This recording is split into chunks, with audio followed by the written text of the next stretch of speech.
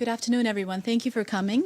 We are still waiting for the chair of the Committee on Enforced Disappearance, but we will go ahead and start with Mr. Bernard Duhaime, who is the chair of the Working Group on Enforced or Involuntary Disappearances. I'll immediately give the floor to you, Mr. Duhaime, if you're ready. Thank you very much. Thanks to all for coming this morning. As you are aware, earlier this morning we addressed the third committee of the General Assembly to speak about not only our annual reports, conclusions, but also specific elements that we think are of particular importance and that we should address in the interactive dialogue with states. I'm sorry. So the first element that we addressed was the quantity of cases that we have received and dealt with this year. So we've received 1,094 cases and processed them. Well, we've received more, but we've sent 1,094 cases to 36 states, and we have also processed 260 urgent actions to 23 states. One of the thematic elements that I raised during the interactive dialogue was the issue of short-term disappearances in the course of the state's fight against terrorism and organized crime, amongst other things. We also addressed the issue of enforced disappearances in the context of migrations, which is the object of our new thematic study, which was submitted to the Human Rights Council during the last session of the Council. It addresses migrations due to the phenomenon of enforced disappearances, disappearances of migrants either in transit or in their destination for political reasons during detention and deportation processes, as well as due to activities of smugglers and traffickers. We also addressed in the report the issue of pushbacks, and of course we formulated a series of recommendations, in particular with respect to transnational cooperation of states in order to investigate and sanction and of course prevent enforced disappearances of migrants and to ensure the families' access to justice and to truth.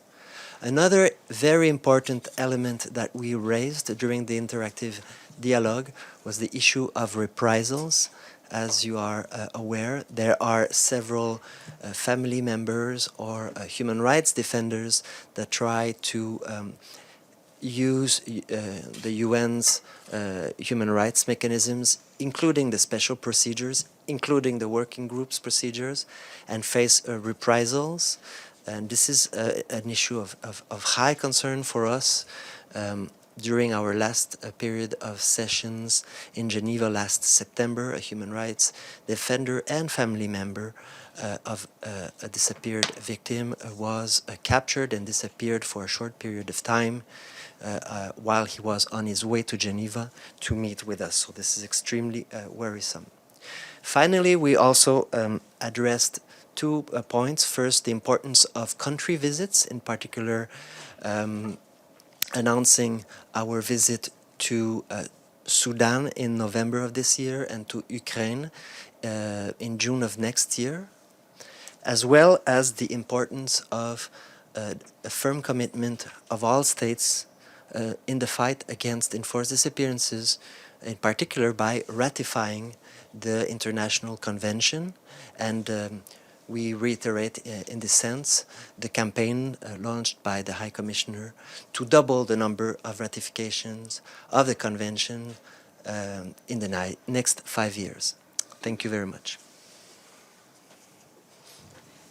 Thank you, Mr. Duhaime. And now I'd like to welcome Ms. Suela Janina. She is the chair of the Committee on Enforced Disappearances, which is responsible for reviewing the implementation of the Convention for the Protection of All Persons from Enforced Disappearances. Please go ahead. Thank you for this opportunity. I had the pleasure and the honor to present today the report of the Committee on Enforced Disappearance, and it was a very good occasion for me as the newly elected chair of the committee to present the work, the annual work of the committee, which covered 2 sessions. From the beginning, from the start of my presentation, I have appreciated the support of state parties to the convention because last December it was a particular moment for the committee. According to the convention, the committee, member states were invited, state parties were invited to consider the continuity of the committee as the legal guardian of the convention, and we are encouraged by the support that state parties have given to our committee to continue the work. It's a kind of recognition of the commitment from all members, and also a kind of request for more commitment by our side in order to be at the forefront of the fight against enforced disappearance, one of the most horrendous crimes that the history of mankind has recognized. During my presentation, I gave to member states some factual information which I would require not to repeat one by one because they are included all in the report. We have continued the consolidated practice of engaging with state parties in constructive dialogues. During this period, we have been engaged in 5 dialogues with member states, given recommendations to them in order to fulfill or in order to make further progress in full implementation of the provisions of the convention that they have undertaken by ratifying the convention. One point of importance for us as committee and for the international community in general is to intensify efforts towards universalization of the convention. We are at the point where the potential of the convention is not fully shown because we are asking for an intensification of ratification of the convention. Numbers should also and can be more than we have now. We have exactly 57 state parties and 97 states that have signed the convention, but not some of them not yet ratified. That's why I expressed the support and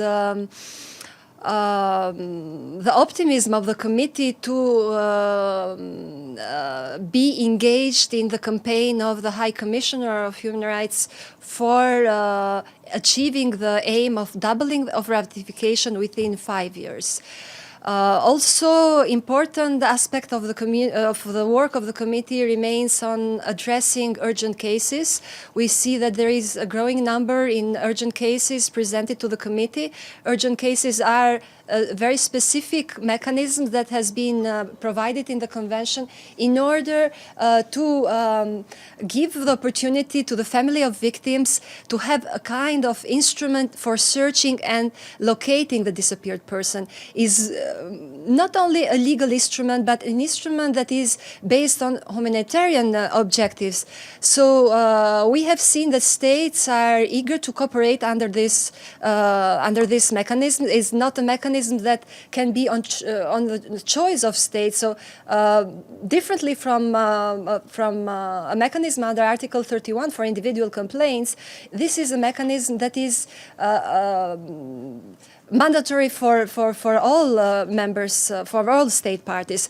And I have also informed the third committee about the results that we have during this period of 6 years of existence, where around 414 cases have been presented under the urgent cases, and according to the work the committee has done, we have already closed 33 cases. Some of them, 14 of these cases, refer to persons that have been found alive and released, and unfortunately 19 of these cases are related to persons that have been found dead. So it's something that is connected not only with numbers, it's something that is at the core of the convention itself. It's a reply to the victims and the families who are expecting from the committee to be the mechanism that can put a kind of pressure, let's say, on states to take measures that in the case of urgency should be really reflective in hours. We can say that time is gold, but in the case of enforced disappearance, time is life. So that is why we put emphasis on this aspect, and we asked for member states to reply urgently under these circumstances.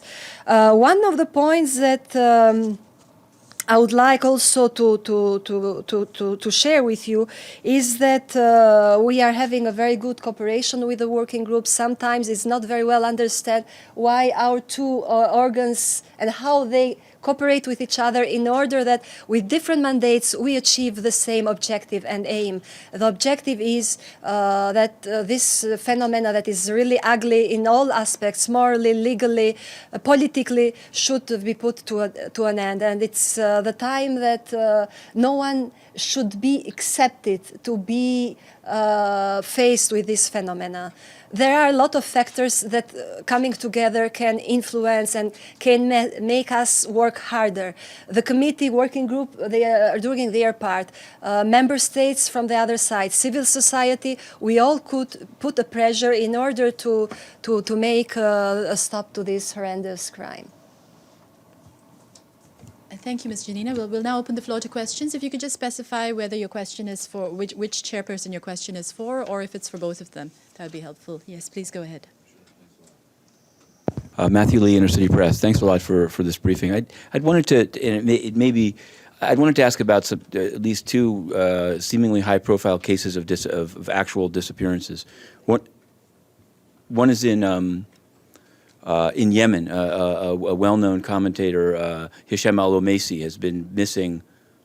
Some say he's taken by the de facto authorities in Sana'a, but it's a pretty high-profile case. So I wanted to know if you're aware of it and working on it. The other one has to do in Cameroon. There have been Anglophone activists that were disappeared and appeared then in a video in an underground jail maintained by the government. And I wanted to know, like, how your work would address, how would these type of issues be addressed by the UN's human rights machinery?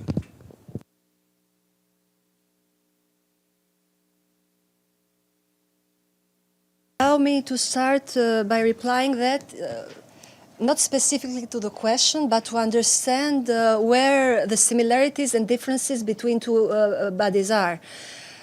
First, it is clear, it's a legal requirement that the committee has competence on the countries, on the states that have ratified the convention. So legally, we cannot intervene in cases that are out of the ratification map, let's say like that. That's why I cannot give exact details on both cases. Of course, we are following what's happening around the world, and this is a sense of understanding how deep and how underestimate sometimes the phenomenon of enforced disappearances. But we cannot intervene as a committee as long as the countries that you have mentioned are not state parties to the convention.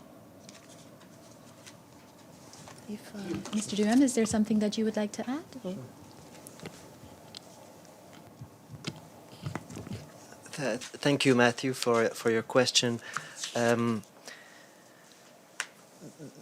With respect to the working group's work, we address enforced disappearances in all countries. So there's no requirement of ratification of an instrument. And we have the humanitarian mandate to assist families and their representatives to try to locate a person who has disappeared, and to help them communicate with the state in order to obtain this type of information. Our other mandate deals with the implementation of the 1992 declaration. So we help states implement their obligations under international law through a series of recommendations, often through on-site visits and so on. With respect to the countries that and the cases that you've raised,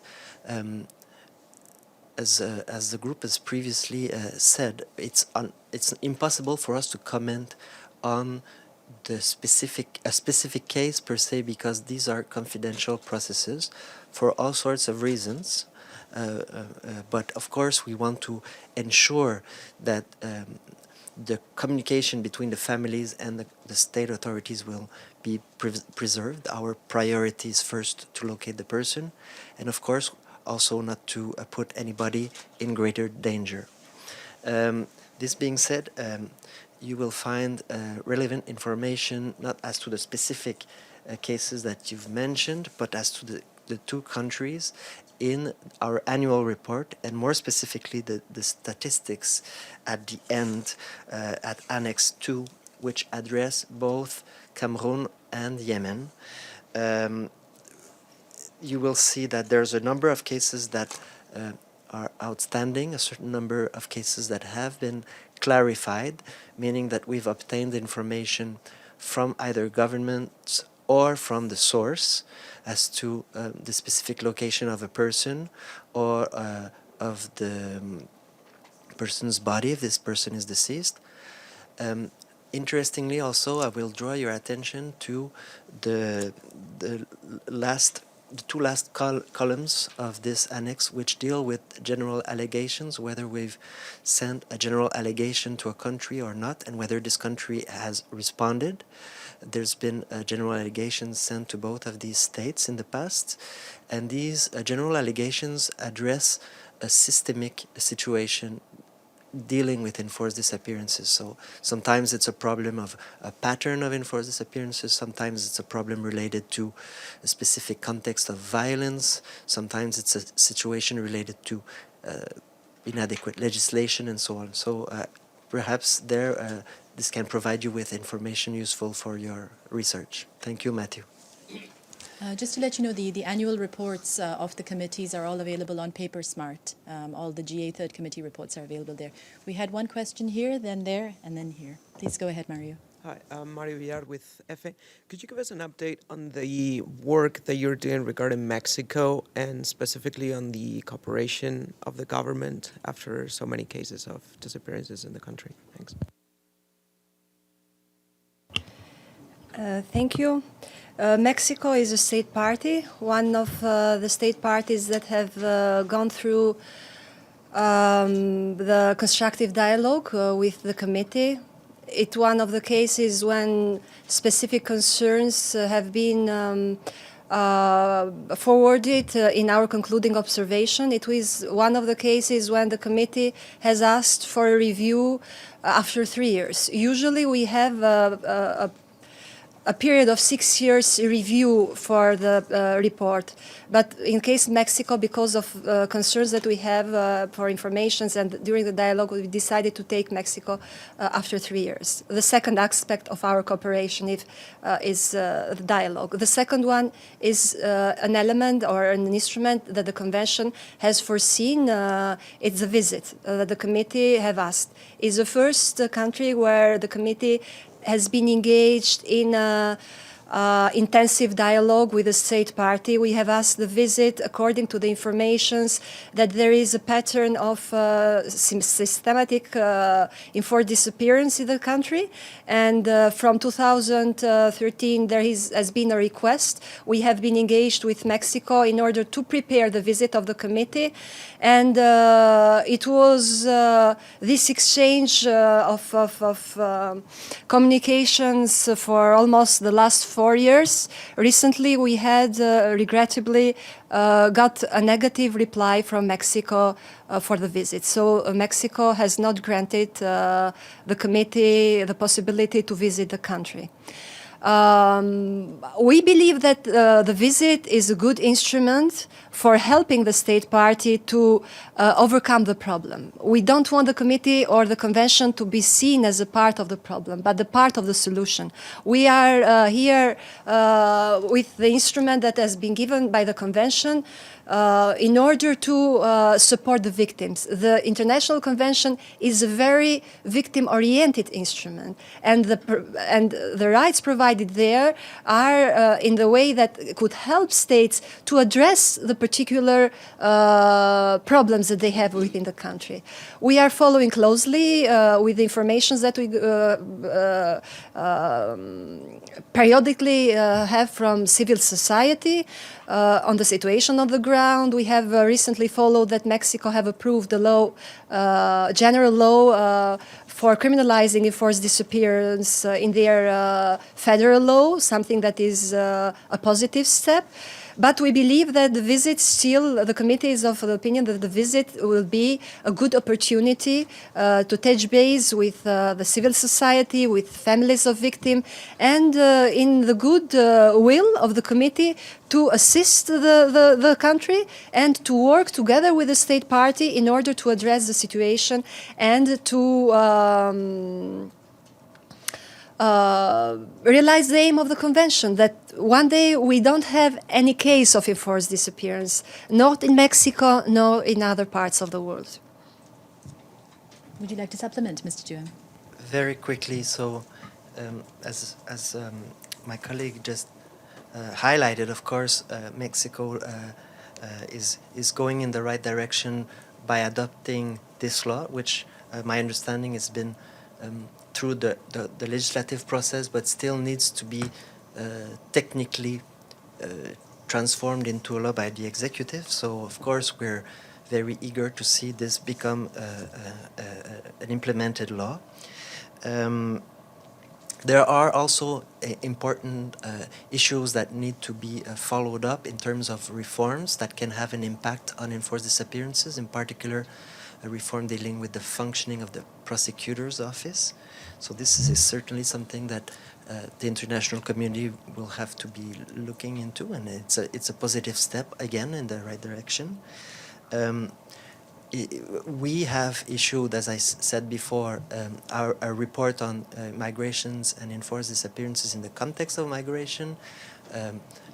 I'm certain this is a report that will be useful for Mexico, and we'll be looking at how this will be implemented. And Mexico has been doing very interesting things as well in this regard, in particular working on developing a regional mechanism that will facilitate the cooperation between states with the neighboring Central American states to help families access justice and truth. And one last thing perhaps to mention is that we have adopted a country report on Mexico a little while back. We've also adopted a follow-up report to that. So there are recommendations out there that are useful, and this shows how both the committee and the working group can work together in formulating recommendations and helping the state to implement its obligations under international law regarding disappearances. Thank you. Thank you. Yes, sir, in the back. Thank you. My name is Masood Haider. I represent Daily Dawn newspaper of Pakistan. In Pakistan, this enforced disappearance is rampant. And in fact, today, there's a front page news in my newspaper, Dawn, about a female journalist, Zinat Rashid, who was kidnapped 2 years ago from Lahore, and she was found on the border of Afghanistan. And Pakistan government has thanked the government of Khyber Pakhtunkhwa, and that's the Northwest Frontier Province. So now, my question to you is, will you be in Pakistan, where this problem is very egregious and very, very much there? Will you be visiting Pakistan? Have you had any contact with the authorities in Pakistan? Because it is a rampant problem over there. Thank you.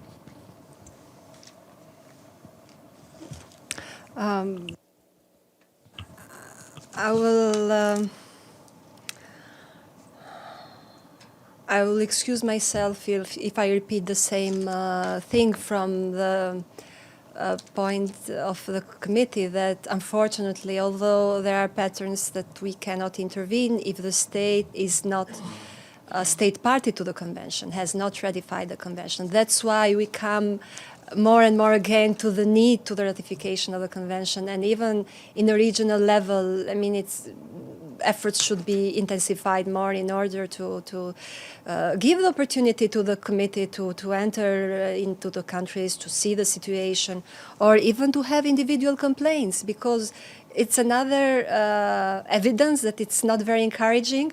A lot of state parties that have ratified the convention but not recognized the competence of the committee to take individual complaints. So giving us not much opportunities to take concerns of victims, of individuals that claim that the state party has not fulfilled the obligation under the convention. So from my point, in the case of Pakistan, I cannot comment anymore because we are dealing with a country that is not a state party. The thing is, you are still an international body which is concerned with investigating such issues. Will you be at all visiting or talking to authorities in Pakistan to speak of? Because this is it's not a recent problem. This is an ongoing problem in the last 20 to 30 years. It's an ongoing problem. So if you didn't know about it, I'm very sorry to note that you didn't know about it, but it's an absolutely horrendous problem in Pakistan. Thank you, Masood, for your question. Just to complement what my colleague said, since Pakistan has not yet ratified the convention, the committee is unable to address it formally because it has competence over countries that have ratified it. This being said, the working group on enforced disappearances, which is a special procedure of the Human Rights Council, to which I belong, we are able to address issues of enforced disappearances in every country, no matter if they have or not ratified the convention. We've been actively monitoring the situation in Pakistan. There's been a visit to Pakistan actually in 2012, and our special procedure mechanism has an automatic, well, it's not automatic, but a recurrent procedure of follow-up reports to the country visit reports. So I invite you to consult both of these reports, so the country visit report as well as the follow-up report, which contain a series of recommendations, and we also address the extent to which these recommendations have been fulfilled or not. Another element you mentioned, future visits. It is possible for us to do a follow-up visit to a previous visit. So this could be an interesting and useful way for us to go and assess the recent developments to this extent. Of course, we need to be invited by the government to do that, but it's a possibility, and we certainly encourage states to invite us to do not only visits, but also follow-up visits. With respect to our load of cases dealing with Pakistan, we receive a lot of cases from Pakistan. We've received 119 urgent action procedures this year, which is a high number from Pakistan. And we've also, I invite you again to consult the Annex 2 of our annual report, which provides for the entire number of cases that we've received from Pakistan, as well as those that are outstanding, those that have been resolved or clarified, as well as an indication regarding the general allegations that the working group has sent to Pakistan in 2015, and the fact that the government did provide for some responses in this regard. Yeah, I just wanted to follow up that in case of Pakistan also, during the regime of General Pervez Musharraf, there were like abundant cases, thousands of cases, which were not investigated. So, and you said that you went in 2012, but did you investigate all these thousands of cases who disappeared and never came back? Okay, very quickly so that others can also ask questions, but again, these are in our annex. You will see that we've received a total of 842 cases regarding Pakistan, and these cover a large period of time, not just the recent years. Again, in the further annexes, you will see the distribution of cases per year. Another important thing that is important to highlight is the fact that an enforced disappearance is a crime that continues in time, and there's no justification for it. But there's for disappearing a person, but there's also no justification for the impunity that remains after a disappearance if this disappearance has not been investigated. And a state has the obligation to investigate and sanction these crimes because they're continuous crimes. As long as a person has not been found, the disappearance continues. So this has an impact on the state's obligation. Thank you. Great, thank you. We have Al Arabiya and then the Mexican News Agency, then we'll have to end. Thank you. My name is Talal Al-Haj. I'm from Al Arabiya News Channel. On behalf of ANCA, United Nations Correspondents Association, we welcome you and we thank you for this press conference. My question to you, Ms. Janina, there are those who say you are least effective where you're most needed, meaning countries, 57 countries have signed your convention out of 193 countries. And the worst perpetrators of these crimes most likely haven't ratified your convention. So what do you say? Do you agree with that? Because from your last two answers, you seem to have agreed that where you have no restrictions or jurisdiction and countries have not ratified, you cannot act. And what are you doing to convince the world community, countries who are not ratified or not even joined or signed the convention to do so? That will give you more power to investigate and achieve accountability. And my questions to you both about the Middle East area where I come from, how rampant is the crime of enforced disappearance, and do you have any success in any of these war-torn countries in my area? Thank you so much.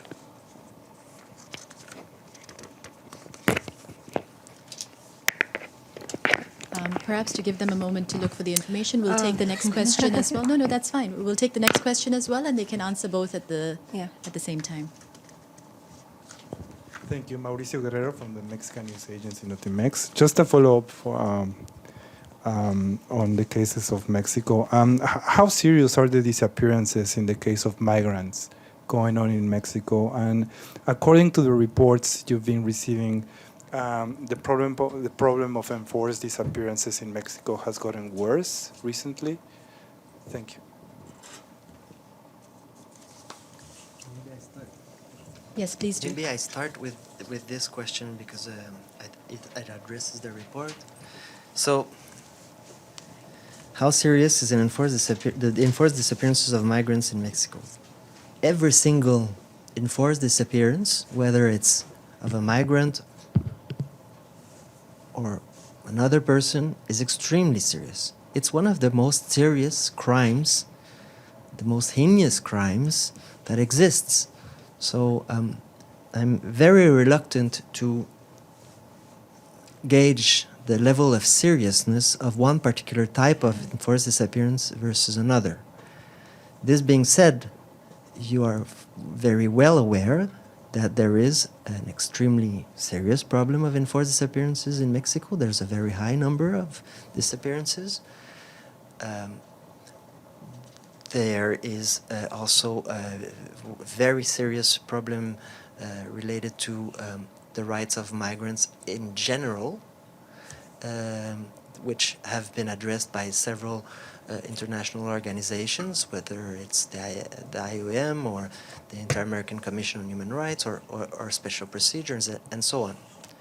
What we've been saying is that there is a link between disappearances and the vulnerability, the extreme vulnerability in which migrants are placed.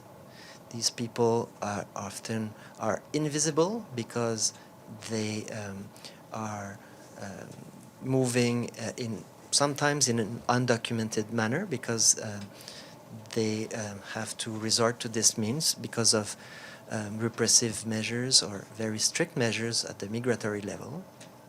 They are also very vulnerable because they have difficulty to access justice and administrative processes, in particular if they are victims of crimes, including the crime of enforced disappearance. Now, when you put all of these ingredients together, you get, of course, a cocktail of human rights violations, which is very worrisome and which exists with regards to the phenomenon of migration in Mexico and Central America, but it's not a regional problem. As you will see in our report, which I invite you to consult, we've addressed this in all regions. In all regions. This is occurring as well in the African continent. This is happening as well in Asia. This is also occurring in parts of Europe. The phenomenon of migration and the impact it has on the vulnerability and exposure to potential human rights violation is global. So the encouraging thing, I hope, is that Mexico will implement this new law. It's in the process of finalizing the adoption of it. There's these reforms at the investigative level, and of course, one good way to proceed in the future and to show goodwill and action would be to go forward and encourage our colleagues from the committee for a visit and to have a frank and open and constructive dialogue on this important issue. Thank you. Thank you. Indeed, I don't want to add more things on the linkage between enforced disappearance and migration phenomena and situation, because my colleague explained it, and we have been also kindly invited to the discussion of the working group on this thematic discussion. Just wanted, looking for the data to be precise, of the cases that we have on urgent actions. You have it in the report. It is public now that up to 18th January 2017, we have received 359 cases, and out of that, 2,077 are from Mexico and 68 from Iraq. I'm mentioning the two countries which have the largest number, so it can reply to both your question how the situation is. There is no need for interpreting, because if you see that the majority of cases are from this country, that's why the interest of the committee to be in a more intensified dialogue with the countries in order to address the situation is really crucial, is really essential for us. Very shortly, if I have 1 minute, to the issue of less effectiveness. Indeed, it's something that it's not only for the Committee of Enforced Disappearance, it goes to the entire system. If you have not competence towards states, you cannot intervene. That's why, again, universalization is crucial, is important, is one of the elements that will facilitate the work, but I must underline that it's not one actor effort. It should be a collective. It should be the committee from its side, of course, doing the job in a professional, independent way, and be a trustful and a good partner for state parties. But also state parties, they have the obligation to stop enforced disappearances and to respect the provisions of the convention. Civil society, by putting pressure to member states to ratify the convention. We believe that with the campaign raised by the Office of High Commissioner is a good momentum that we all intensify these efforts. It's a momentum to re-engage in a broad coalition, and everyone in this coalition could have his say and could have his really precious work. Are you saying Iraq is the worst perpetrator in the Middle East area of the world? I'm referring To the data that we have, according to urgent cases, Iraq has 68 cases, and other countries that are mentioned are not belonging to that region, but they have 1 or 2 cases. So majority of cases are coming, and this is something that we have mentioned in the dialogue with the state party. Iraq is one of the other cases when we have asked for a review within 3 years, and the 3 years review is going and is asked to those states who has serious problems with enforced disappearances. But these are figures from member states or from... These are figures from the committee, the data that the committee, urgent cases that we have in our database when Okay. we register individual requests for urgent case So how about mechanism. countries like Libya, Syria? Don't you get... They are not party to the convention. Thanks. Just perhaps to complete the answer regarding the one that you've raised from Al Arabia's media, it's extremely important to remind that the cases that reach both either the committee or the working group, they're just the tip of the iceberg. The very vast majority of enforced disappearances are not documented and do not reach us. Now, add to that the complication of, for example, the migratory process, which I mentioned before, or a situation of violence or war, or the difficulty of the authorities to assume control over a territory. It makes it even more difficult to know what's going on. Now, so of course, if you look at our reports, you will find numbers regarding Iraq. In our report, Iraq has a very high number of cases, but there we have cases from other countries from the region that perhaps do not represent well the reality. We have a few hundred cases from Syria, but as you know, it's also a very important problem in Syria because of the situation, and we've reiterated this several times in our annual report. We've even encouraged the international community to refer the situation to the ICC with respect to enforced disappearances in Syria. So, of course, the MENA region faces challenges, in particular because of the violence in certain countries, in particular because of the difficulty of governments to assume control over certain countries, perhaps the territory. We could think of Libya, for example. But our job is to help, even in the most difficult circumstances, the families and the human rights defenders to enter in contact with those authorities that can trace the location of a person and find these people, and help these countries that face specific challenges in terms of investigation, in terms of prevention, in terms of reparations, and to accompany them in putting forward constructive measures that can really address not only the phenomenon of enforced disappearances, but the specific contextual nature of these disappearances. Sometimes it's just disappearances are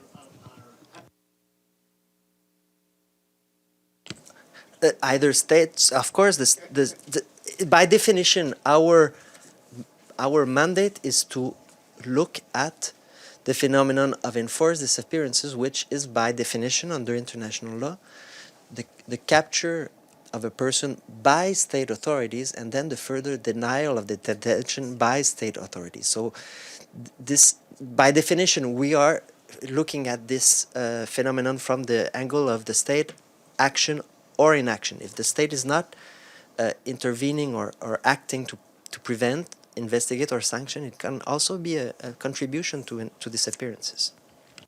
Sorry, I'm just going to give one more question, and then they both have to run to another event. It's just a very quick follow-up on Mexico. After the negative response to the visit, are you still pressing the government to try to get permission to go there, or is this the end of the road?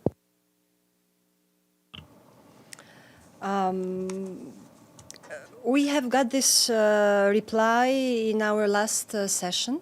So the committee is looking for ways how to be re-engaged with the state in a way that will be constructive and as well as for the benefits of the victims. This is our aim. So we cannot say that this is the end of the road. It's only the start of it. Great. Thank you very much, everyone. Thank you.